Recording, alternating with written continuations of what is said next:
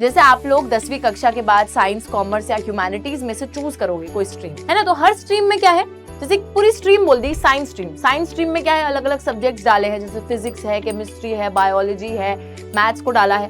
तो ऐसे कुछ सब्जेक्ट्स जिनके बीच में कॉमननेस है ना, उनको एक स्ट्रीम में डाल दिया। प्राइमरी सेक्टर वो सेक्टर है जहां पर आप किसी भी एक्टिविटी को परफॉर्म कर रहे हैं अपने नेचुरल रिसोर्सेज को एक्सप्लॉइट करके। तो ये सारे के सारे काम जो कि आप सिर्फ नेचुरल रिसोर्सेज का इस्तेमाल करके या उनको एक्सप्लॉइट करके कर रहे हो, वो सारे आपके प्राइमरी सेक्टर में आएंगे। Hello everyone, this is your SSC educator Ujjwala पुंज और मैं आप सभी लोगों का स्वागत करती हूँ आज की हमारी इस क्लास में, जहां पर हम क्लास 10th इकोनॉमिक्स का एक बड़ा ही प्यारा सा चैप्टर पढ़ने जा रहे हैं। आप जैसे बच्चों की तरह बिल्कुल प्यारा सा चैप्टर। इस चैप्टर का नाम है sectors of the Indian economy. और बच्चों, ये जो चैप्टर है काफी ईजी है, तो इसलिए मेक इट अ पॉइंट कि आज की क्लास जैसी खत्म होती है आपको सारी चीजें याद हो जाएं। क्लास में ही सारी चीजें याद भी हो जाएंगी, क्योंकि it is that simple, it is that easy. चलो guys, let us start the chapter. लेकिन चैप्टर को शुरू करते ही मैं ना आपको एक दो चीजें समझाना चाहती हूँ, उसके बाद मैं चैप्टर चालू करूंगी। यार देखो, हम जब बात करते हैं इकोनॉमी या फिर इकोनॉमी या फिर इकोनॉमिक एक्टिविटीज के बारे में, तो इकोनॉमिक एक्टिविटीज की अगर मैं बात करूं तो हर वो एक्टिविटी जो आप परफॉर्म करते हो जिससे कि आप पैसा अर्न करते हैं, हर उस एक्टिविटी को इकोनॉमिक एक्टिविटी बोला जाता है। और जब मैं बात करूं सेक्टर्स की, सेक्टर्स ना एक तरीके से ग्रुप है। सपोज मैं बात करूं, मेरी इकोनॉमी जो है, मेरी जो पूरी अर्थव्यवस्था है, उसमें ना 3 सेक्टर्स है ना। जैसे 3 सेक्टर्स की बात करने वाले हैं। एक है अभी प्राइमरी, एक है सेकेंडरी, एक है टर्शरी। अब यार ये सेक्टर्स हैं क्या?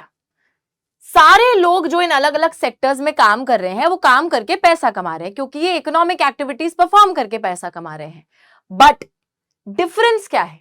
बहुत सारी एक्टिविटीज हमने प्राइमरी सेक्टर में डाल रखी है, बहुत सारी सेकेंडरी में, बहुत सारी टर्शरी में। तो ऐसा हमने क्यों करा, ये हमने ग्रुप क्यों बनाया है? देखो, जैसे आप लोग 10वीं कक्षा के बाद साइंस, कॉमर्स या ह्यूमैनिटीज में से चूज करोगे कोई स्ट्रीम, है ना। तो हर स्ट्रीम में क्या है, जैसे पूरी स्ट्रीम बोल दी साइंस स्ट्रीम। साइंस स्ट्रीम में क्या है, अलग अलग सब्जेक्ट्स डाले हैं, जैसे फिजिक्स है, केमिस्ट्री है, बायोलॉजी है, मैथ्स को डाला है।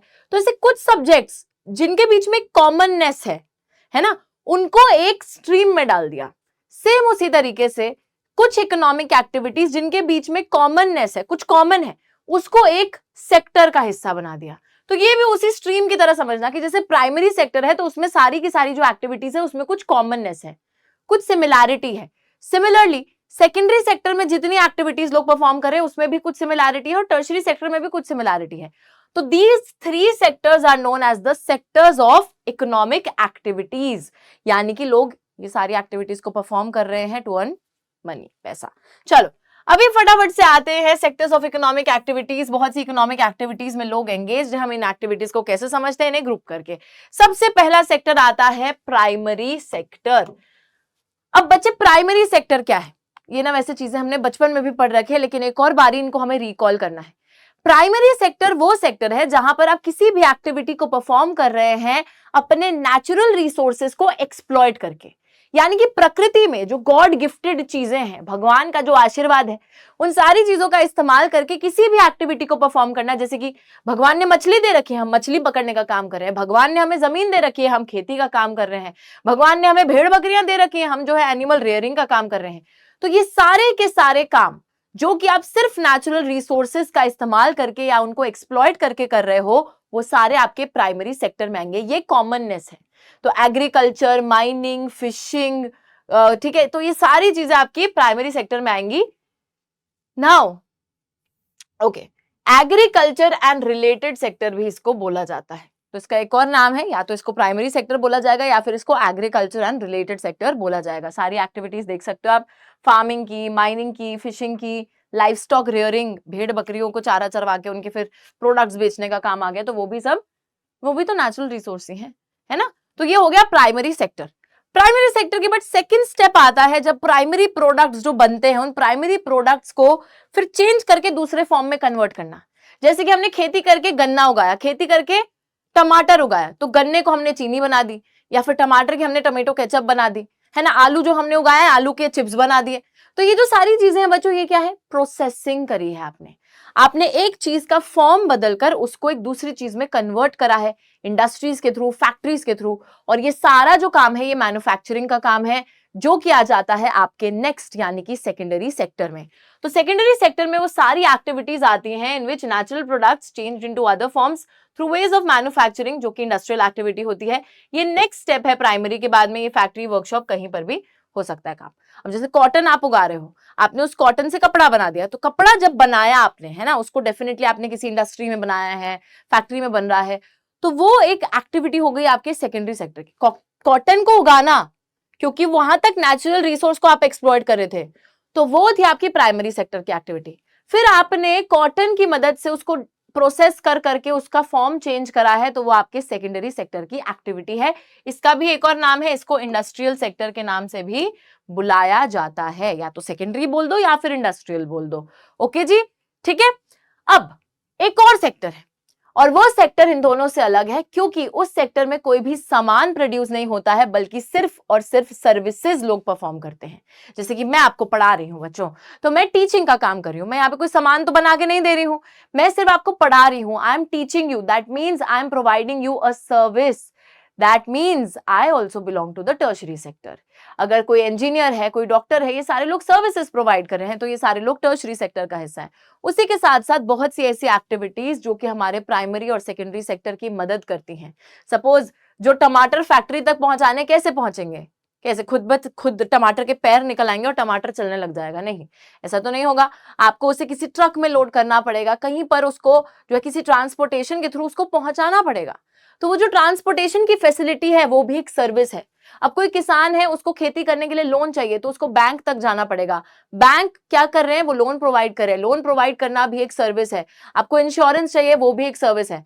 एक फार्मर जो है, उसको अभी अपने फसल को नहीं बेचना है, उसको थोड़े समय के बाद बेचना है, तो उसने जो है स्टोरेज फैसिलिटी का यूज करा, स्टोर करके रख लिया अपना प्रोडक्ट कि अब तो मैं इसको बाद में बेचूंगा, तो स्टोरेज फैसिलिटी भी एक सर्विस है। तो बच्चों बहुत सी ऐसी चीजें जो कि एड कर रही हैं, सपोर्ट कर रही हैं प्राइमरी एंड सेकेंडरी सेक्टर को, वो सारी सर्विसेज भी हमारी टर्शरी सेक्टर में आएंगी। मतलब कोई भी सर्विस जो है जिसके थ्रू आप परफॉर्म करके पैसा कमा रहे हैं, वो सारी सर्विसेज टर्शरी सेक्टर में आएंगी। यहां पर कोई सामान प्रोड्यूस नहीं हो रहा है, सिर्फ सर्विसेज प्रोड्यूस हो रही है। ओके, तो देखिए, they help in the development of primary secondary sector. They do not produce a good but aid or support the production process. For example, वही aid support कैसे कर रहे हैं? बैंकिंग की सर्विस हो गई, आपकी इंश्योरेंस की सर्विस हो गई, उसी के साथ आपकी जो है ट्रांसपोर्टेशन की सर्विस हो गई, है ना, ट्रांसपोर्टेशन की सर्विस हो गई, उसी के बाद यहां पर स्टोरेज फैसिलिटी हो गई, एक्सेट्रा। ठीक है बच्चों, okay. Since these activities generate services rather than goods, this sector is known as the service sector. Okay जी, समझ में आई बात? तो प्राइमरी सेक्टर को हम बोलते थे agriculture and related sector, secondary sector का एक और नाम हमने दिया इंडस्ट्रियल सेक्टर, और हमारे टर्शरी सेक्टर का एक और नाम है सर्विस सेक्टर। ये तीन सेक्टर्स आई होप बच्चों आप लोगों को समझ में आ गए होंगे। अब हर सेक्टर के अंदर कहीं पे कुछ ज्यादा लोग काम करते हैं, कहीं पे कुछ कम लोग काम करते हैं, और हर कोई जो है एक तरीके से पैसे कमाने के लिए काम कर रहा है, सर्विसेज को जनरेट या गुड्स को जनरेट करके। और ये जो पैसा कमा रहे हैं, ये हमारी इकोनॉमी की टुवर्ड्स कॉन्ट्रीब्यूशन जा रही है, और किसी सेक्टर से थोड़ी ज्यादा कंट्रीब्यूशन जाती है, किसी सेक्टर से थोड़ी कम कंट्रीब्यूशन जाती है। इसलिए अगला स्टेप आता है कंपेयरिंग द थ्री सेक्टर्स। ठीक है, अब हम लोग बात करते हैं कि हम इन तीनों ही सेक्टर्स को कंपेयर कैसे करेंगे, आपस में तोलेंगे कैसे, कैसे तोलेंगे? तराजू में बिठा के तोलेंगे, टर्शरी एक साइड बैठ जाओ, सेकेंडरी तुम एक साइड बैठ जाओ, तो नहीं, ऐसे तो नहीं होगा, है ना, ऐसे तो काम नहीं बनेगा। अब बच्चों अगर हमें कंपेयर करना है तो हमें ये जानना पड़ेगा कि टर्शरी सेक्टर कितना पैसा जनरेट कर रहा है, सेकेंडरी कितना जनरेट कर रहा है पैसा, प्राइमरी कितना जनरेट कर रहा है, और कौन कितना कंट्रीब्यूशन हमारी इकोनॉमी की टुवर्ड्स दे पा रहा है। राइट, ऐसे ही कंपैरिजन होगा कि भाई तुम अगर 1 करोड़ दे रहे हो तो वो 2 करोड़ दे रहे हैं, दैट मींस वो ज्यादा कंट्रीब्यूशन दे रहे हैं, है ना। पर कैसे होगा कंपैरिजन? तो देखो, how do we count the various goods and services and know the total production in each sector? With so many thousands of goods and services produced, you might think this is an impossible task. अब बच्चों हर एक छोटे product को जो produce हो रही है या हर एक सर्विस जो प्रोड्यूस हो रही है उसको काउंट करना तो एक बड़ा ही मुश्किल टास्क हो जाएगा। क्योंकि आप खुद सोचिए कि एक इकोनॉमी में एक छोटी सी पिन से लेकर एक बड़ी सी शिप तक हर चीज की प्रोडक्शन हो रही है। हर एक चीज को अगर उसके आप क्वांटिटी नंबर्स को काउंट करने बैठ जाओगे तो it is a very very impossible task. तो इंस्टेड ऑफ काउंटिंग नंबर्स हमारे इकोनॉमिस्ट सजेस्ट करते हैं कि आप जो है सिर्फ चीजों की वैल्यू को काउंट करो। ठीक है, नंबर पे मत जाओ कि ये कितना प्रोड्यूस हो रहा है, वो 100 प्रोड्यूस हो रहा है, 1 करोड़ क्वांटिटी में कुछ प्रोड्यूस हो रहा है, इस पे मत जाओ, नंबर्स पे मत जाओ। नंबर्स की बजाय आप सिर्फ चीजों की फाइनल वैल्यू को काउंट कीजिए। ठीक है, so to get around this problem, economists suggest that the value of the goods and services should be used rather than adding up the actual numbers. सिर्फ वैल्यू को देखो, नंबर्स को add up मत करो। One precaution that one has to take is सिर्फ कि आपको final goods की ही वैल्यू को इंक्लूड करना है, फाइनल गुड्स एंड सर्विसेज की ही वैल्यू को इंक्लूड करना है। हर चीज जो प्रोड्यूस हो रही है या हर सर्विस जो जनरेट हो रही है उसको काउंट नहीं करना है, सिर्फ फाइनल वैल्यू को काउंट करना है। तो किस चीज को काउंट नहीं करना और किसको काउंट करना है, चलिए समझते हैं। Let us take an example बच्चों। ठीक है, let us take an example, suppose टमाटर की केचप ही बना देते हैं हम लोग। टमेटो केचप बनाने में सपोज हमें लग रहा है टमेटो के साथ हमें लग रहा है शुगर के साथ हमें लग रहा है सपोज ऑयल, और ऑयल के साथ हमें लग रहा है सपोज सॉल्ट। ठीक है, और भी बहुत चीजें लगते होंगे बट अभी हम ये 4 चीजें लेते हैं। सपोज ये सारी सामग्री लगकर हमारी केचप की बोतल तैयार हो रही है। ठीक है, केचप की बोतल तैयार हो रही है। अब यार देखो, सपोज हमने टमाटर लिया था 10 रुपए का, चीनी हमने ली 5 रुपए की, तेल भी हमने लिया 5 रुपए का, और नमक भी हमने लिया 5 रुपए का, सपोज ऐसे मान लेते हैं, रफ एस्टिमेट। ठीक है, पर जो हमने केचप की बोतल बेची है, हमने केचप की बोतल बेची 50 रुपए में। ठीक है, ओके। अब यहाँ पे इकोनॉमिस्ट बोल रहे हैं कि जो आपका फाइनल गुड है ना, जो बन के तैयार हुआ है, सिर्फ उसकी वैल्यू को काउंट करो। हर सामान जो इकोनॉमी में प्रोड्यूसर है, हर चीज को कैलकुलेट नहीं करना है। क्योंकि बच्चों अगर आप यहां पर केचप के साथ साथ फिर से नमक, तेल, चीनी, टमाटर, हर चीज को फिर से कैलकुलेट करोगे तो आप डबल टाइम्स उसको काउंट कर लोगे, क्योंकि इन सबकी वैल्यू ऑलरेडी उस केचप की बोतल में मौजूद है ना। कि अगर 10 रुपए का ये है तो 10, 20, 25 रुपए का टोटल सामान लगा, फिर जो है सारी कॉस्ट के बाद आपने उसको उतने में बेच दिया। ठीक है, उस 50 रुपए में ये 25 रुपए ऑलरेडी इंक्लूडेड हैं। दैट इज वाई समझदारी सिर्फ इसी में है कि आप सिर्फ उस फाइनल गुड को इंक्लूड करें। ये क्या हो जाएगा, ये हो जाएगा आपका, देखो समझाती हूं, ये हो जाएगा आपका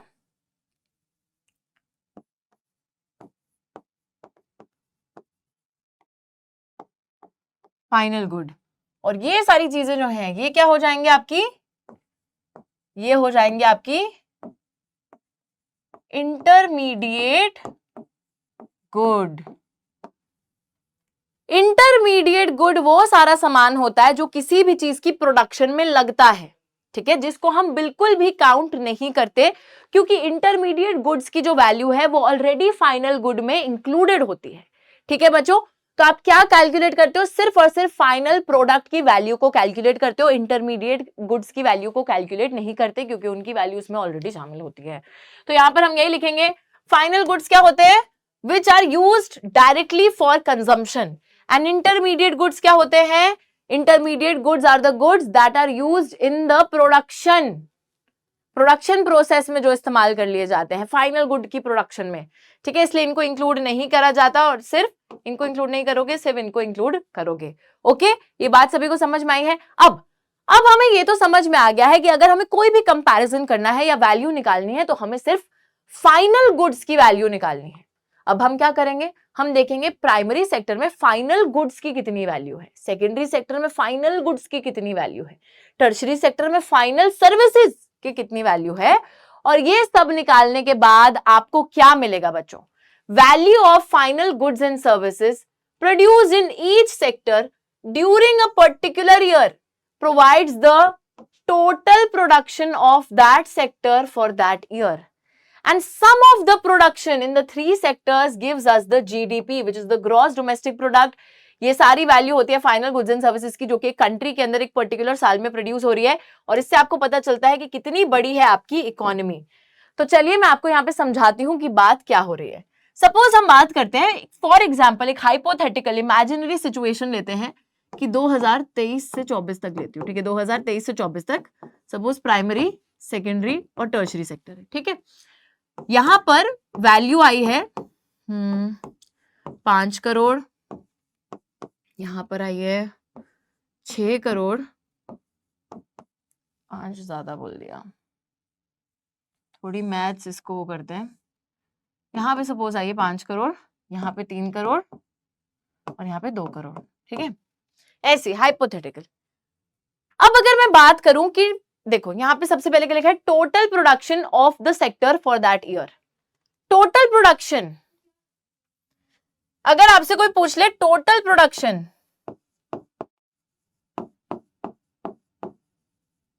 total production of a particular sector, क्या बताओगे? टोटल प्रोडक्शन की अगर मैं बात करूं बच्चों, तो आपसे कोई स्पेसिफिकली पूछ लेगा कि प्राइमरी सेक्टर में कितनी टोटल प्रोडक्शन हुई है एक गिवन ईयर में, तो आप बताओगे यार प्राइमरी सेक्टर के अंदर 2 करोड़ की प्रोडक्शन हुई है, ये उसकी टोटल प्रोडक्शन। सेकेंडरी सेक्टर की टोटल प्रोडक्शन 3 करोड़ और टर्शरी सेक्टर की टोटल प्रोडक्शन जो एक साल में हुई है वो है 5 करोड़ की। और ये सारी वैल्यूज क्या है, फाइनल वैल्यूज हैं, ठीक है, गुड्स एंड सर्विसेज की। अब टोटल प्रोडक्शन तो हो गई, जब आप तीनों सेक्टर्स की टोटल प्रोडक्शन को ऐड कर देंगे, primary plus secondary plus tertiary, क्या नंबर आएगा, 10 करोड़। तो ये जो 10 करोड़ का नंबर आया है, ठीक है, ये जो 10 करोड़ का नंबर आया है, तीनों सेक्टर्स की जब आपने final values of goods and services को एड अप कर दिया है, सम टोटल कर दिया है, उसने आपको प्रोवाइड करी है जीडीपी, यानी कि ग्रॉस डोमेस्टिक प्रोडक्ट, जिससे कि पता चल रहा है कि इकोनॉमी के अंदर कितना पैसा जनरेट हो रहा है, जिससे कि पता चल रहा है कि इकोनॉमी कितनी बड़ी है, ठीक है। तो अगर सिंगल सेक्टर का लेंगे तो वो टोटल प्रोडक्शन हो जाएगी, बट अगर तीनों को एड अप कर दिया जाएगा तो उससे जो है जीडीपी मिल जाएगी, जिससे ये पता चलेगा कि आपकी कंट्री की इकोनॉमी कितनी बड़ी है। इंडिया में जो मैमथ टास्क है, इतना ह्यूज टास्क है जीडीपी को कैलकुलेट करने का, this is taken up by the central government ministry, ठीक है। वह जो सेंट्रल गवर्नमेंट केंद्रीय सरकार की मिनिस्ट्री जो है इस टास्क को परफॉर्म करती है, ये जो केंद्रीय सरकार की मिनिस्ट्री है ये मदद लेती है बहुत से गवर्नमेंट डिपार्टमेंट्स की, इंडियन स्टेट्स और यूनियन टेरिटरीज के, इंफॉर्मेशन कलेक्ट करती है कि कितना सामान प्रोड्यूस हो रहा है, कितनी सर्विसेज प्रोड्यूस हो रही हैं, कितने दाम पे उनको बेचा जा रहा है, और फिर जो है जीडीपी को एस्टिमेट करा जाता है। बड़ी मुश्किल, बड़ी मेहनत, बड़ी मशक्कत के बाद में जीडीपी को निकाला जाता है बच्चों, ये कोई आसान टास्क नहीं है। अब ऑब्वियसली इजीली आपको पता चल जाएगा जब कि कितना कितना सामान प्रोड्यूस हो रहा है, तो उससे आप कंपेयर भी कर लोगे प्राइमरी, सेकेंडरी और टर्शरी के बीच में। नाउ एक और चीज यहां पर जो हमें बताई जाती है, that is the historical change in the sectors, यानी कि ऐतिहासिक रूप में इन सेक्टर्स की इंपॉर्टेंस में क्या बदलाव आया है, क्या चेंज आया है। बच्चों हम लोग देखते हैं कि इनिशियली शुरुआती दौर में मैक्सिमम जो वर्ल्ड की कंट्रीज थी, मैक्सिमम वर्ल्ड की कंट्रीज में एक ट्रेंड देखने को मिलता था, और वो ट्रेंड ये था कि हर कंट्री के अंदर प्राइमरी सेक्टर सबसे ज्यादा इंपॉर्टेंट हुआ करता था। एक समय पर जब इकोनॉमी स्टार्ट ही हो रही थी, तो उस टाइम पे ज्यादातर लोग, क्योंकि इतनी इनोवेशन इन्वेंशंस नहीं हुई थी, टेक्नोलॉजी इतनी बेहतर नहीं थी, तो लोग जो है खेती करके ही अपना गुजारा किया करते थे, और मैक्सिमम इकोनॉमीज में यही ट्रेंड था।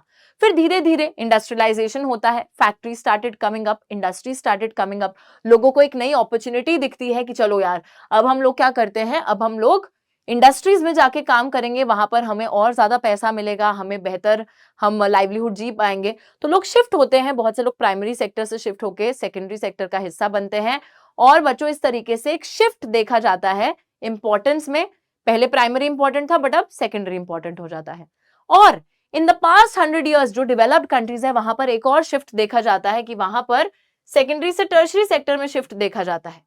सर्विस सेक्टर सबसे ज्यादा इंपॉर्टेंट हो गया है इन सभी डेवलप्ड कंट्रीज के अंदर, जैसे यूके यूएस की जो कंट्रीज है, वहां पर हम देखते हैं कि सबसे ज्यादा इंपॉर्टेंट टर्शरी या सर्विस सेक्टर हो चुका है in terms of the employment and also in terms of the production, कि सबसे ज्यादा लोग भी उसी सेक्टर में काम कर रहे हैं और सबसे ज्यादा प्रोडक्शन भी वही सेक्टर करके दे रहा है।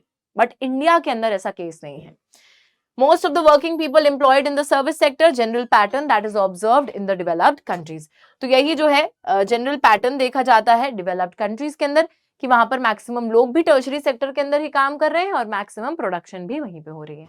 But because India is not a developed country, it is still a developing country, तो यहाँ पर ये पैटर्न नहीं देखा जाता, नहीं देखा जाता भाई, मजाक नहीं है। चलो अब तो यहाँ पर बच्चों आप लोग एक और चीज देखेंगे, इसमें आप एनालाइज करेंगे ग्राफ में, प्राइमरी सेकेंडरी और टर्शरी सेक्टर का ये ग्राफ है, आप देख पा रहे हैं। एक डेटा आपको यहाँ पे दिया गया है 1973-74 का, और दूसरा डेटा दिया गया है 2013-14 का। तो अगर आप यहाँ पे थोड़ा सा कंपैरिजन करें, क्या बता रहा है ये डेटा, पहली बात तो ये देख लेते हैं, जीडीपी कितनी जनरेट कर रहा है प्राइमरी सेकेंडरी टर्शरी। यार देखो, प्राइमरी सेक्टर यहाँ पे बस इतनी जीडीपी जनरेट कर रहा था, अब इतनी हो गई, सेकेंडरी तो इतनी सी कर रहा था, इतनी हो गई, और टर्शरी भी इतनी सी कर रहा था, बट इतनी ज्यादा जीडीपी टर्शरी अब जनरेट कर रहा है। तो हुआ क्या है यहाँ पर बच्चों, एक बड़ी इजी सी ऑब्जर्वेशन हमने ऑब्जर्व ये करा है, हमने जो है डिडक्ट ये करा है इससे कि टर्शरी सेक्टर जो है उसमें एक बहुत ज्यादा ग्रोथ आई है, टर्शरी सेक्टर में एक राइजिंग इंपॉर्टेंस देखने को मिलती है, यानी कि जो कंट्रीब्यूशन वो दे रहा है जीडीपी के टुवर्ड्स, वो ज्यादा देखने को मिलती है, बहुत ज्यादा देखने को मिलती है, इतने से इतनी हो जाती है। अब हमें एनालाइज करना है कि क्या हुआ ऐसा इन सालों के बीच में कि टर्शरी सेक्टर इतना ज्यादा कंट्रीब्यूट करने लग गया टुवर्ड्स द जीडीपी, और कोई भी सेक्टर इतना नहीं कंट्रीब्यूट कर रहा जितना टर्शरी सेक्टर करने लग गया है। तो what are the reasons behind the rising importance of the tertiary sector? 4 reasons बताऊंगी, लेकिन याद रखना ये जो 4 रीजंस हैं ये बहुत ज्यादा इंपॉर्टेंट है। मेरे हिसाब से इस चैप्टर का सबसे ज्यादा इंपॉर्टेंट क्वेश्चन ये है कि what are the reasons behind the rising importance of the tertiary sector. तो चलो देखते हैं rising importance of the tertiary sector की जब हम बात करते हैं, सबसे पहला रीजन आता है बच्चों बेसिक सर्विसेज का। हम लोग ये देखते हैं कि बहुत सी बेसिक सर्विसेज जिनकी हर जगह जरूरत होती है, और सर्विसेज क्या है, टर्शरी सेक्टर ही प्रोवाइड करता है। जैसे कि कौन कौन सी बेसिक सर्विसेज, हमारे अस्पताल हैं, स्कूल है, कॉलेज है, पुलिस स्टेशन है, ठीक है। उसी के साथ हम लोग देखते हैं पोस्ट टेलीग्राफ सर्विसेज हैं, विलेज एडमिनिस्ट्रेटिव ऑफिसेज है, म्यूनिसिपल कॉर्पोरेशन है, डिफेंस है, ट्रांसपोर्ट है, बैंक्स है, इंश्योरेंस कंपनीज है।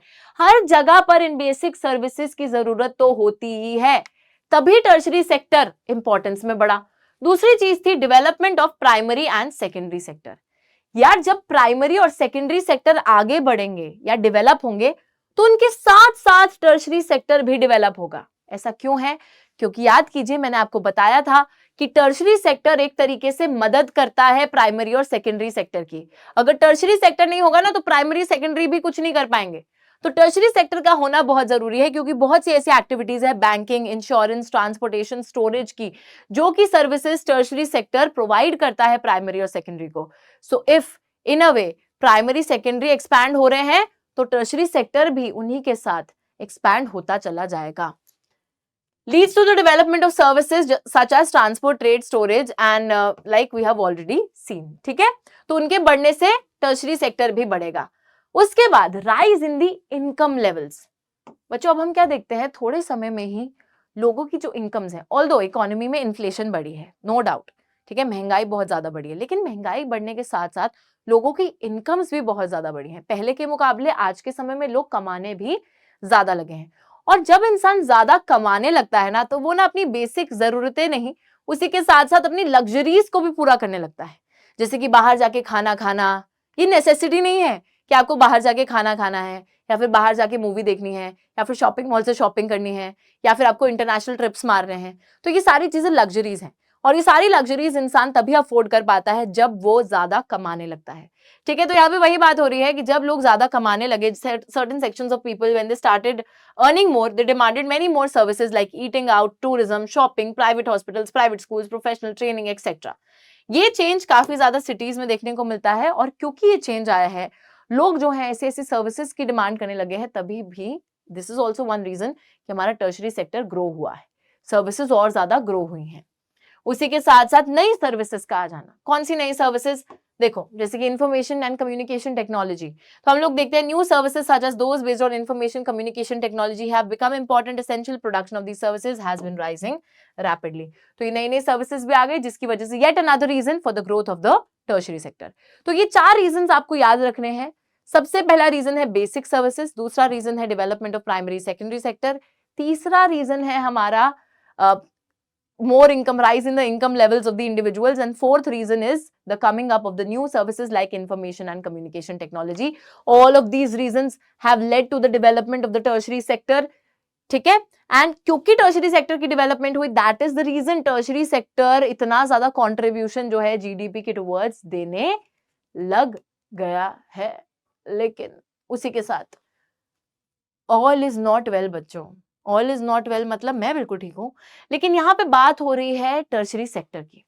अब टर्शरी सेक्टर में भी ऐसा नहीं है कि वाओ, लोग अगर टर्शरी सेक्टर में जो काम कर रहे हैं बहुत ग्रोथ रेट आ गया है, बहुत आगे तेजी से बढ़ रहे हैं, ऐसा नहीं है. टर्शरी सेक्टर में भी काफी हद तक एक इनइक्वालिटी देखी जाती है, एक असमानता देखी जाती है. कैसे देखी जाती है, चलिए मैं बताती हूं. At one end, there are a limited number of services that employ highly skilled and educated workers. And at the other end, there are a very large number of workers who are engaged in services such as small shopkeepers, repair persons, transport persons, etc. तो यहाँ पे क्या लिखा है कि एक जगह पर टर्शरी सेक्टर में दो हिस्से हैं, ठीक है. अगर ये पूरा टर्शरी सेक्टर है, एक जगह पर वो वर्कर्स हैं जो बहुत स्किल्ड हैं, बहुत एजुकेटेड हैं, ठीक है. स्किल्ड एजुकेटेड वर्कर्स हैं जो बहुत अच्छी अच्छी नौकरियां कर रहे हैं, जो बहुत ज्यादा पैसा कमा रहे हैं, और ये वाला सेक्शन तो टर्शरी सेक्टर का ग्रो कर रहा है. बट दूसरी जगह पर टर्शरी सेक्टर में कुछ ऐसे भी लोग हैं जो कि बहुत ही ज्यादा, जैसे जो कैजुअल वर्कर्स हैं, कैजुअल लेबरर्स हैं, जो पेंटर हैं, कारपेंटर हैं, इलेक्ट्रीशियन है, जिनको रोजमर्रा, कंस्ट्रक्शन वर्कर हैं, जिनको रोज जो है काम ढूंढना पड़ता है. जिस दिन काम मिला उस दिन की तो दिहाड़ी मिलती है, लेकिन जिस दिन काम नहीं मिला उस दिन का पैसा नहीं मिलता है. बच्चों, ऐसे लोग बहुत मुश्किल से तो सरवाइव कर रहे हैं. पैसा कमाना तो दूर की बात है, बड़ी मुश्किल से लोग सरवाइव कर रहे हैं.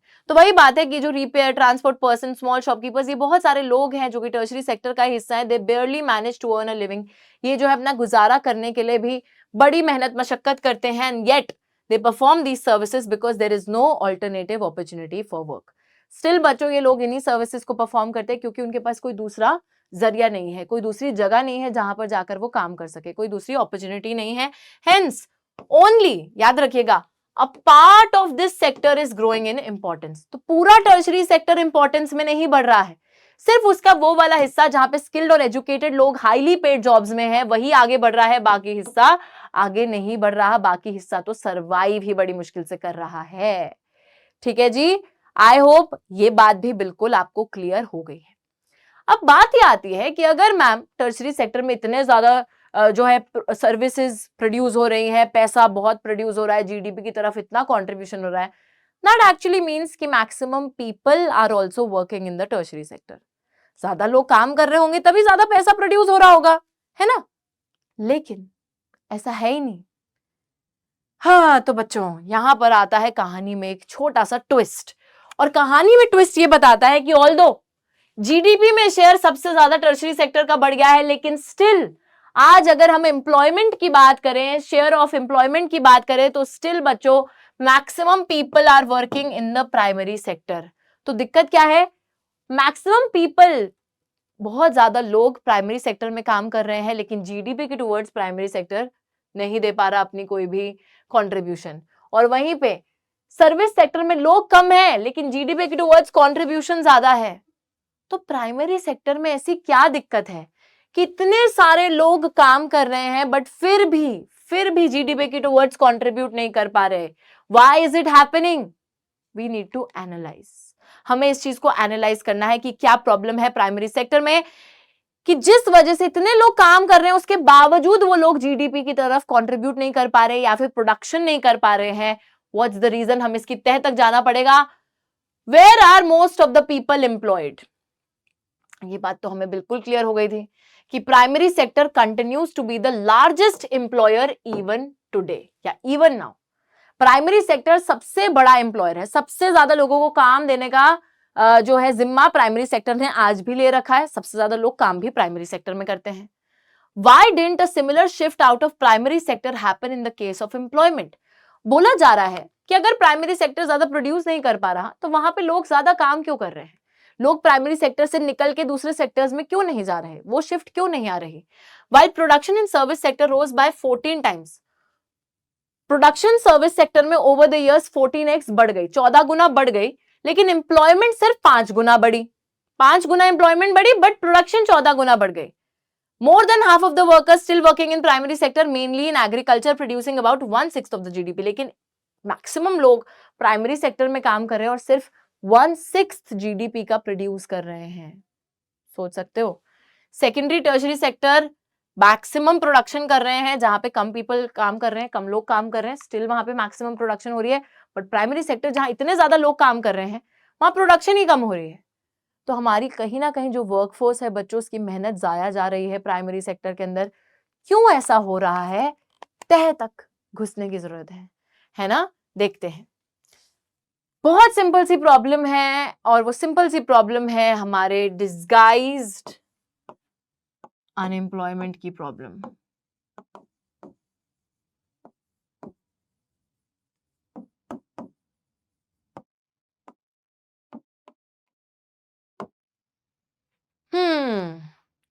प्राइमरी सेक्टर के अंदर बच्चों एक बहुत ही सिंपल प्रॉब्लम क्या हो रही है कि यहां पर ना एक ही खेत है, सपोज एक परिवार के पास. उस खेत पे काम करने के लिए आपको सिर्फ मात्र 2 लोगों की जरूरत है. ठीक है. लेकिन हो क्या रहा है कि एक उसी खेत में जहां सिर्फ 2 लोगों की जरूरत है, बेफालतू में वहां पर और 3 लोगों को शामिल कर रखा है.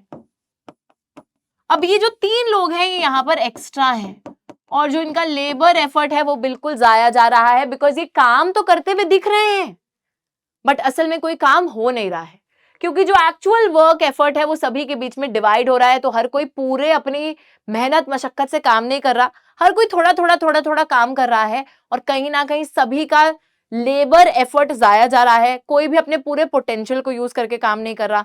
तो हालांकि देखने में तो लग रहा है कि सब काम कर रहे हैं, बट बच्चों ये एक ऐसे तरीके की अनएम्प्लॉयमेंट है, एक ऐसे तरीके की बेरोजगारी है जो कि छुपी हुई है. This is a hidden unemployment. पर हमने इसको ढूंढ निकाला है ना. हमने हाइड एंड सीक खेल डाला है और हमें पता चल गया है कि ये जो अनएम्प्लॉयमेंट है ये तो छुपी हुई अनएम्प्लॉयमेंट है. बड़ा गलत हो रहा है ये तो. ठीक है. तो देखो यहां पर आपको एक एग्जाम्पल के थ्रू और भी ज्यादा अच्छे से समझ में आएगा. More people in agriculture than is necessary. तो बेफालतू में यहाँ पे लोगों को शामिल कर रखा है, ज्यादा लोग इन्वॉल्व है, इतना की तो जरूरत भी नहीं है. अगर आप कुछ लोगों को हटा भी देंगे, even if you move a few people out, production will not be affected. अगर वो 3 लोग जो मैंने अभी बताया था ना, इनको निकाल भी दोगे तो भी प्रोडक्शन पे कोई असर नहीं पड़ेगा. उनको कहीं और काम पे लगाओ, है ना, वो और पैसा कमा पाएंगे फिर. तो दिक्कत ये है. चलिए लक्ष्मी का एग्जाम्पल लेकर समझते हैं. लक्ष्मी कौन सी मैम? पैसे की बात नहीं बच्चों. यहाँ पे लक्ष्मी एक आंटी की बात हो रही है. इनका क्या है, इनका एक खेत है. ठीक है. ये एक स्मॉल फार्मर है, मतलब ऐसा नहीं कि स्मॉल फार्मर ऐसे छोटी सी है. स्मॉल फार्मर का मतलब है कि इनके पास एक छोटा सा खेत है. स्मॉल फार्मर है. 2 हेक्टर का अनइरिगेटेड लैंड इनके पास मौजूद है. मतलब 2 हेक्टर की जमीन है विच इज अनइरिगेटेड. पानी वानी नहीं पड़ रखा उस पर. सिर्फ ये बरसात पे डिपेंडेंट रहता है कि जब बारिश आएगी, इंद्रदेव जब बरसाएंगे तब हमारी जमीन को पानी मिलेगा. Growing crops like jowar and arhar. तो ये ज्वार और अरहर की खेती करती हैं अपने खेत पे. इनके परिवार के 5 लोग, all 5 members of a family, work in the plot through out the year. पूरे साल के दौरान इनके घर के 5 लोग जो हैं वो उसी प्लॉट में काम कर रहे हैं. जरूरत नहीं है उनकी. Why? But why are they working in that plot? Because they have no other alternative. कोई और ऑल्टरनेटिव ही नहीं है, कोई और जगह ही नहीं है जहां पे जाके काम करे. तो फिर मजबूरन यहीं पे काम करना पड़ रहा है कि एटलीस्ट कुछ ना करने से अच्छा कुछ तो कर रहे हैं. बट पता है उनको ये नहीं बात पता कि वो कुछ नहीं कर रहे. नाउ देखो, you will see that everyone is working. हर कोई काम कर रहा है, कोई खाली नहीं बैठा है. लेकिन इनफैक्ट जो उनका लेबर एफर्ट है ना वो डिवाइड हो गया है. लेबर एफर्ट सबका डिवाइड हो गया है, इसलिए कोई भी पूरे तरीके से एम्प्लॉयड नहीं है. ये एक अंडर एम्प्लॉयमेंट की सिचुएशन है where people are apparently working but all of them are made to work less than their potential. तो आप क्योंकि यहाँ लेबर एफर्ट बढ़ गया है तो एक तरीके से हर कोई अपने पूरे पोटेंशियल को यूज करके नहीं काम कर रहा है, थोड़ा काम सब कर रहे हैं. तो एक तरीके से आप अंडर एम्प्लॉयड हो, पूरे तरीके से एम्प्लॉयड नहीं हो, पूरे पोटेंशियल को यूज करके काम नहीं कर पा रहे. और क्योंकि हर कोई काम करते हुए दिख रहा है तो पता नहीं चल रहा है कि असल में ये बेरोजगारी है. तो ये एक हिडन अनएम्प्लॉयमेंट है. This kind of under employment is hidden. in contrast to someone who does not have a job and is clearly visible as unemployed, and hence it is also called disguised unemployment. 3 नाम से इसको जाना जाता है, नाम 3 है लेकिन समस्या एक ही है बच्चों, डिस्गाइज्ड अनएम्प्लॉयमेंट, हिडन अनएम्प्लॉयमेंट या फिर अंडर एम्प्लॉयमेंट। और हर चीज यही बता रही है कि एक बहुत बड़ी समस्या है जो कि रूरल एरियाज में मौजूद है, जहां पे प्राइमरी सेक्टर में काम तो बहुत लोग कर रहे हैं लेकिन प्रोडक्टिविटी नहीं आ पा रही, क्योंकि दिक्कत यह है कि कोई भी पूरे पोटेंशियल को यूज करके काम नहीं कर पा रहा। नाउ चलो सिचुएशन को थोड़ा बेहतर करने की कोशिश करते हैं। Supposing a landlord Sukhram comes and hires 1 or 2 members of the family to work on his land. Lakshmi's family is now able to earn some extra income through wages. अब सपोज एक जमींदार है सुखराम, वो आते हैं, ये अंकल ऐसे थम्स अप करते हुए आते हैं और बोलते हैं कि चलो लक्ष्मी, मैं तुम्हारे जो है ये घर के 1-2 लोगों को अपने जमीन पे काम देने को तैयार हूँ, ठीक है, लेबर बनाने को तैयार हूँ, और वो उन्हें ले जाते हैं। अब सुखराम 2 मेंबर्स को ले गए हैं काम कराने के लिए, उनको जो है वो डेली वेजेस देंगे, हर दिन दिहाड़ी देंगे। तो इससे क्या है, लक्ष्मी की फैमिली अब वो खेत से तो जितना पहले कमा रहे थे अभी भी उतना ही कमा रहे हैं, क्योंकि 2 लोग अगर निकल भी गए तो कोई फर्क पड़ा नहीं। प्लस वो जो 2 मेंबर्स निकल कर सुखराम जी के फार्म पे गए हैं काम करने के लिए, वहां पर उनको पैसा भी एक्स्ट्रा मिल रहा है, तो इससे फैमिली इनकम भी बढ़ रही है, राइट, तो भला हो रहा है। तो फैमिली इनकम जो है वेजेस के थ्रू बढ़ेगी। Since you do not need 5 people to look after that small plot, 2 people moving out does not affect the production also. तो वहां पर भी उतनी प्रोडक्शन होती रहेगी, उतना ही पैसा कमाते रहोगे और एक्स्ट्रा वेजेस 2 लोगों के घर पे और आ जाएंगे। ये अंडर एम्प्लॉयमेंट ऐसा नहीं है कि सिर्फ प्राइमरी सेक्टर में ही होती है, दूसरे सेक्टर्स में भी अंडर एम्प्लॉयमेंट देखी जा सकती है बच्चों। फॉर एग्जाम्पल, बहुत से thousands of casual workers in the service sector in urban areas who search for daily employment, employed as painters, plumbers, repair persons, others doing odd jobs, and many of them don't find work every day. ये जो under employment है, ये नहीं, ऐसा नहीं है कि सिर्फ ये हमारे प्राइमरी सेक्टर की ही समस्या है, हमारे सर्विस सेक्टर में भी अंडर एम्प्लॉयमेंट देखी जाती है। बहुत से लोग बच्चों वही जो डेली वेज लेबरर्स हैं, जो हर दिन काम की तलाश में इधर से उधर भटकते हैं, जिस दिन काम मिलता है उस दिन तो काम करते हैं, लेकिन बाकी दिन जब काम नहीं मिलता खाली बैठे रहते हैं, तो एक तरीके से वो भी अपना पूरा पोटेंशियल यूज नहीं कर रहे, है ना, they are also underemployed. Similarly, we see other people of the service sector in the street pushing a cart or selling something where they may spend the entire day but earn very little. They are doing this work because they do not have better opportunities. तो यहाँ पे वही बात हो रही है कि service sector में और भी लोग हैं जो जैसे रेडी खींच रहे हैं पूरा दिन, सब्जी बेच रहे हैं, कुछ भी बेच रहे हैं स्ट्रीट्स पर, और बेचना तो चाहते हैं बट बिकता नहीं है, उतना पैसा नहीं कमा पाते, तो कहीं ना कहीं बच्चों वो भी अंडर एम्प्लॉयड है। और ये सब काम उनको मजबूरन करना पड़ रहा है, पेट भरने के लिए कुछ तो करना पड़ेगा, क्योंकि उनके पास वो स्किल्स और वो एजुकेशन भी नहीं है जिससे कि उन्हें कुछ बेहतर काम मिल सके। मजबूरन ये सब करना पड़ रहा है, गुजारे के लिए इंसान को कुछ भी करना पड़ता है, वो वाली चीज है ना। बात ये आती है कि अब बच्चों ये समस्या तो है, अब समस्या तो है, अब क्या बीमार है तो बीमार ही पड़े रहेंगे, ऐसा तो नहीं है, दवाई लेंगे ठीक होने की कोशिश करेंगे। सिमिलरली उसी तरीके से अगर समस्या है अंडर एम्प्लॉयमेंट की, तो इसको दूर कैसे करना है, कैसे लोगों के लिए प्राइमरी सेक्टर में जॉब अपॉर्चुनिटीज क्रिएट करनी है या फिर दूसरी जॉब अपॉर्चुनिटीज क्रिएट करनी है। So how to create more employment, एक ही समाधान है, ज्यादा रोजगार क्रिएट करो ताकि लोग उस डिस्गाइज्ड अनएम्प्लॉयमेंट के चंगुल से निकलकर कहीं और जाके काम कर सके। Farmers should diversify agriculture, adopt horticulture, animal rearing, organic farming, pisciculture besides farming. तो एक तरीका है कि आप प्राइमरी सेक्टर में ही दूसरा काम खोजें, जैसे कि एक तो हो सकता है कि आप अपने ही एग्रीकल्चर को और एक्सपैंड करने की कोशिश करें। जैसे लक्ष्मी जो है उनके पास एक अनइरिगेटेड लैंड है, अगर उन्हें सरकार कोई वेल वगैरह बना के दे देती है तो वहां पे उसको इरिगेट कर पाएंगी, हो सकता है कि वो एक और क्रॉप उसमें ग्रो कर पाए, तो वो अपने ही फील्ड की प्रोडक्शन बढ़ा सकती हैं। एक तो वो तरीका हो गया, या फिर दूसरा जो काम है, दूसरे और चीजें भी की जा सकती हैं, जैसे कि हॉर्टिकल्चर, फ्रूट्स वेजिटेबल्स को ग्रो करना, भेड़ बकरे आपने ले ली तो एनिमल रेयरिंग करने लगे, ऑर्गेनिक फार्मिंग या पिस्सीकल्चर, फिशेस वगैरह की भी, ठीक है, फिश पकड़ने का काम और वो सब। अब ये सब चीजें हो सकती हैं, एग्रीकल्चर एंड रिलेटेड एक्टिविटीज में आप जो है और काम ढूंढ सकते हो। उसी के साथ अगर सरकार अच्छी सड़कें बना देती है तो लक्ष्मी जैसे फार्मर्स जो हैं इजीली अपने क्रॉप्स को शहरों तक पहुंचा के उनको बेच पाएंगे। स्टोरेज फैसिलिटी अगर सरकार बना देती है तो लक्ष्मी जैसे फार्मर्स अपने क्रॉप्स को स्टोर करके रख सकेंगे और जब एक बेहतर दाम उन्हें मिलेगा तब उसे बेच सकेंगे। तो ये सब चीजें होंगी तो एग्रीकल्चर एंड रिलेटेड सेक्टर में भी आपको और ज्यादा बेहतरी हो सकती है। उसी के साथ government should also take necessary steps to provide loans to the farmers at cheap interest rates and from the formal sources of credit. साथ ही में बच्चों सरकार को ये भी कोशिश करनी चाहिए कि जो हमारे गरीब से गरीब फार्मर्स हैं उन्हें लोन मिल सके, वो भी इनफॉर्मल सेक्टर से नहीं, फॉर्मल सेक्टर से। बेसिकली जो बैंक्स हैं या कोऑपरेटिव सोसाइटीज हैं वहां से उनको लोन मिल सके एक बहुत कम ब्याज पे, जिसे वो इजीली ले भी सके और चुकता भी कर सके। ठीक है, तो ये कोशिश करनी चाहिए गवर्नमेंट को, ताकि डेट ट्रैप जो जो कर्जा है उसमें ना फंसे कोई भी किसान। तीसरी चीज है बेसिक इंफ्रास्ट्रक्चर फैसिलिटीज, जैसे कि रोड्स का बनना, ट्रांसपोर्टेशन, मार्केट्स, बैंकिंग, इन सब चीजों से एम्प्लॉयमेंट अपॉर्चुनिटीज रूरल एरियाज में क्रिएट होंगी। जैसे मैंने आपको भी बताया कि रोड्स होंगी, ट्रांसपोर्टेशन होगा, market facility, storage facility, banking होगी, तो इन सबसे एग्रीकल्चर में ही आपको इजाफा मिलेगा, उसी में ही आप और पैसा अर्न कर पाएंगे। Establishment promotion of cottage small scale industries will also increase employment opportunities in the rural areas. छोटी छोटी इंडस्ट्रीज को एस्टैब्लिश करना रूरल सेमी रूरल एरियाज में, जैसे हनी कलेक्शन सेंटर्स जहाँ पे फार्मर्स जाके हनी बेच सकें, वेजिटेबल प्रोसेसिंग, दाल मिल वगैरह, छोटी छोटी ये चीजें आप खोल सकते हैं जहां पर हमारे जो एग्रीकल्चर में लोग इन्वॉल्व हैं उनको और काम मिल सके। ठीक है, वो अपनी इनकम को सप्लीमेंट कर सकें। अलॉन्ग विद दैट एजुकेशन और हेल्थ सर्विसेज में भी प्रोविजंस लेकर आना रूरल बेल्ट्स में, इससे भी बेहतरी होगी।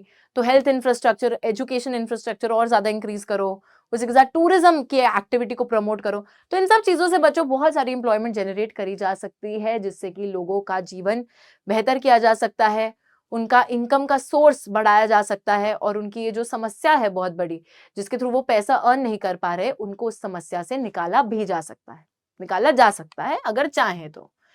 साथ ही में सरकार बच्चों एक एक्ट भी लेकर आए which is called the MNREGA act of 2005। 2005 में Mahatma Gandhi national rural employment guarantee act को लाया गया, और इस एक्ट के तहत सेंट्रल गवर्नमेंट यानी कि केंद्रीय सरकार ने एक लॉ बनाया, कानून बनाया, implementing the right to work, काम करने के अधिकार को लागू करा 625 डिस्ट्रिक्ट्स में भारत के। This was known as the Mahatma Gandhi national rural employment guarantee act of 2005। इस एक्ट के तहत जो भी लोग काम कर सकते हैं और जो काम की तलाश में है रूरल एरियाज के अंदर, उनको 100 दिन का गारंटीड एम्प्लॉयमेंट सरकार द्वारा मिलता है एक साल में। और अगर गवर्नमेंट ये नहीं दे पाती तो उस जगह पर अनएम्प्लॉयमेंट अलाउंस भी इन लोगों को दी जाएगी। समझ में आई आपको ये बात? फिर से मैं रिपीट कर देती हूँ। तो मनरेगा एक्ट यानी कि Mahatma Gandhi national rural employment guarantee act, मेरे साथ साथ बोलो बच्चों, ठीक है, टंग ट्विस्टर नहीं है कोई। 2005 में केंद्रीय सरकार ने राइट टू वर्क यानी कि काम करने के अधिकार को लागू करा, वो इस एक्ट को लेकर आए। इस एक्ट के तहत जो लोग काम कर सकते हैं और जो काम की तलाश में है ग्रामीण क्षेत्र के अंदर, उनको सरकार द्वारा गारंटीड 100 दिन का काम एक साल में मिलता ही मिलता है। 100 दिन, 100 डेज ऑफ वर्क। ठीक है, और अगर गवर्नमेंट किसी कारणवश आपको काम नहीं दे पाती तो उतने दिन की जो दिहाड़ी बनती है, जो पैसा बनता है, वो अनएम्प्लॉयमेंट अलाउंस के तहत वो आपको दे देगी। ठीक है, तो इससे लोगों का एक बहुत बड़ा जो इशू है कि सीजनल अनएम्प्लॉयमेंट का या डिसगाइज अनएम्प्लॉयमेंट का, दोनों ही चीजों को सॉल्व करा है, और लोगों की इनकम को सप्लीमेंट करने के लिए गवर्नमेंट ने ये स्कीम निकाली है, ये एक्ट निकाली है। Very nice. चलो अब बात आ जाती है हमारे एक और सेक्टर की बात करने के लिए, which is the organised and the unorganised sector.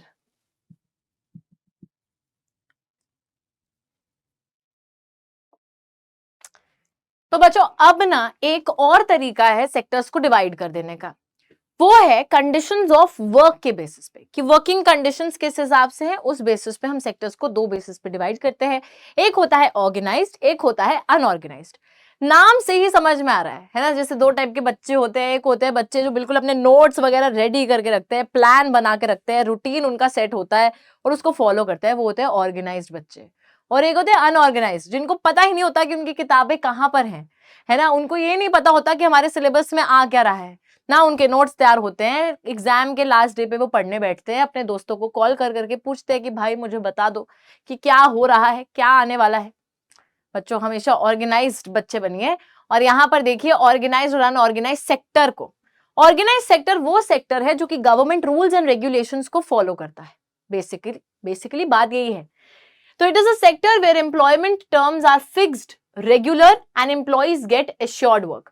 मतलब कि आपको प्रॉपर एक ऑफर लेटर आता है, ऑफर लेटर पे आप अपने दस्तखत करते हैं, उसके बाद फिक्स्ड एंड रेगुलर एम्प्लॉयमेंट है। मतलब ऐसा नहीं है कि आपको कभी भी आप जाओगे नौकरी से फिर आपको निकाल दिया जाएगा।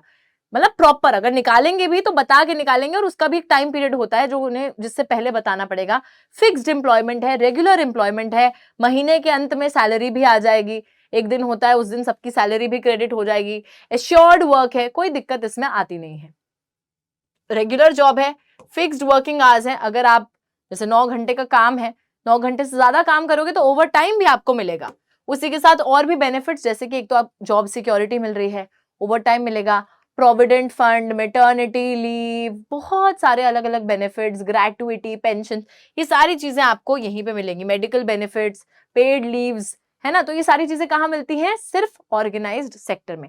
पेड लीव, जैसे संडे, सैटरडे संडे अगर छुट्टी है तो आप छुट्टी पे नहीं जा रहे हैं, लेकिन स्टिल वो लीव पेड है ना। मेडिकल बेनिफिट्स, तो वो सब चीजें भी सारी ऑर्गेनाइज में मिलेंगी। बट अब वहीं पर अगर हम अनऑर्गेनाइज सेक्टर की बात करते हैं, एक ऐसा सेक्टर है जहां स्मॉल एंड स्कैटर्ड यूनिट्स हैं, फैले हुए हैं लोग इस सेक्टर के अंदर, अलग अलग जगह पे कोई छोटे मोटे काम जो कर रहे हैं, small units, scattered units, which are largely outside the control of the government, government control से बिल्कुल बाहर है, गवर्नमेंट के रूल्स एंड रेगुलेशंस का पालन यहां नहीं हो रहा। Jobs are low paid and jobs are not regular. Low paid jobs है, यानी कि बहुत कम पैसा जॉब्स देती हैं, और रेगुलरिटी भी नहीं है, मतलब किसी दिन काम है किसी दिन काम नहीं है। ऊपर से आपके एम्प्लॉयर की मर्जी पे, अगर आपको किसी ने काम पे रखा है, हो सकता है कि कल को वो आपको काम से बाय बाय भी बोल दे, ठीक है, टाटा कर दे, तो वो वाली चीज भी है। एम्प्लॉयमेंट सिक्योर, कोई सिक्योरिटी नहीं है, people can be asked to leave without a reason, कभी भी आपको काम से निकाला जा सकता है। देखो यहाँ पर ना बात यह है, एक तो करेला ऊपर से नीम चढ़ा, कि वैसे ही रेगुलरिटी नहीं है, जिस दिन काम पे जाओगे उस दिन काम के पैसे मिलेंगे, ऊपर से जिस दिन नहीं जाओगे उस दिन पैसे भी नहीं मिलेंगे, प्लस कभी भी आपको बाय बाय भी बोला जा सकता है, और कोई भी बेनिफिट यहाँ पर अवेलेबल नहीं है, ना कोई पेड लीव है, जिस दिन छुट्टी करी पैसा कट गया, ठीक है, ना ही कोई मेडिकल बेनिफिट्स है, ना ही कोई प्रोविडेंट फंड है, ना ही कोई पेंशन है, ना ही कोई मैटरनिटी लीव है, कुछ भी नहीं है, क्योंकि गवर्नमेंट कंट्रोल ही नहीं है। This is the unorganised sector. अब बच्चों, जाहिर सी बात है कि अनऑर्गेनाइज सेक्टर के जो वर्कर्स हैं उनको प्रोटेक्शन की जरूरत है, उनको प्रोटेक्ट करने की जरूरत है। कुछ ऐसे तरीके हैं जिससे कि इनको प्रोटेक्ट करा जा सकता है। सपोज गवर्नमेंट को क्या करना चाहिए, minimum working hours and wages को फिक्स कर देना चाहिए।